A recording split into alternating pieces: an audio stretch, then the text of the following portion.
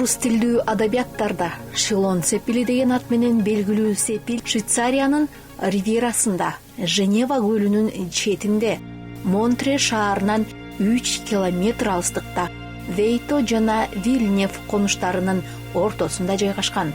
Сепил ар кандай курулуш мезгилдеринде 25 элементтен турган комплекс. Шилон сепили көлдүн бетинен бир аз көтөрүлүп турган асканын үстүндө салынып, көпүрө аркылуу сепил жээкке туташтырылган. Сепил 17-кылымдын ортосунда Женева көлүнүн чыгыш жээгиндеги соода жолдорун коргоо үчүн курулган. Имараттан стратегиялык маанилүү жолду башкарууга мүмкүндүк берген. Анын стратегиялык мааниси болсо, узак убакыт бою Сент-Бернард ашуусуна баруучу жол Түндүк Европадан Түштүк Европага өтүү үчүн жалгыз транспорттук каттам болуп келген.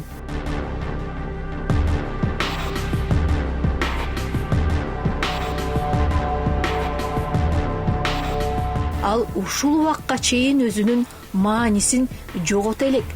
Сепилден болгону 200 метр алыстыкта Швейцария менен Италияны бириктирген Е27 автожолун көрүүгө болот. Сепил жолду көздөй каратылып салынган. Жолго караган тарабы 3 мунара менен бекемделген. Карама каршы жагында сепилдин турак жай бөлүгү.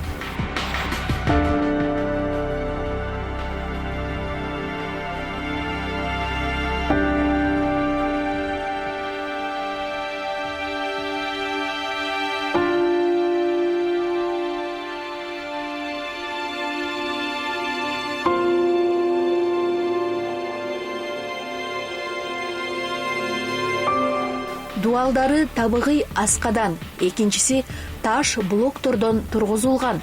Алардын ортосунда майда жылчыктар бар. Дуалдын артында көл башталат. Сепилдин биринчи хроникадагы эскертүүлөрү 1160 жылы Савой графтарынын резиденциясы катары белгиленет. Кээ бир маалыматтарга караганда, сепил андан да мурда 9-кылымда түптөлүшү мүмкүн делет. 1896 жылы казуулары учурунда бул жерде Рим тыйындары да табылат. Мындай табуулар сепилде убагында римдиктер да болгону айтылат.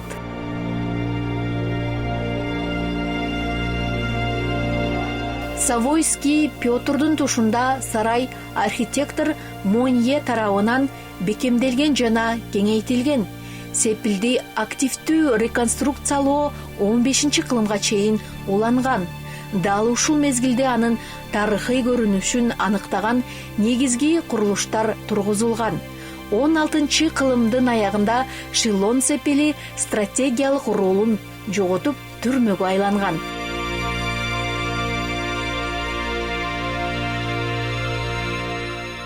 Сепилдин эң атактуу туткуну реформаторлордун насааттары үчүн камалган монах Франсуа Бонивард болгон.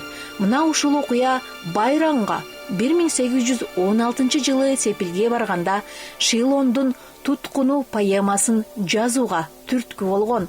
Поэманын тарыхый негизинде 1530-1536 жылдары Савойский Карл III Франсуа Бонивардтын буйругу менен сепилге камаган. 29 май 1536 жылы 2 күндүк курчоодон кийин сепилди Берндин тургундары басып алып, Франсуа Бонивар бошотулган.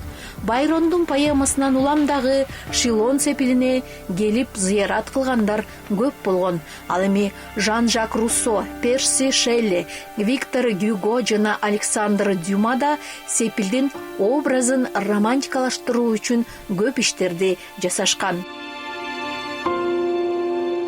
1536-1798 жылдары сепил Бернтердин колунда болуп, 1803 жылы Во кантонунун көз карандысыздыгын жарыялоо менен бирге анын карамагына өткөн. 19-кылымдын башынан бүгүнкү күнгө чейин Сепилде музей жайгашкан.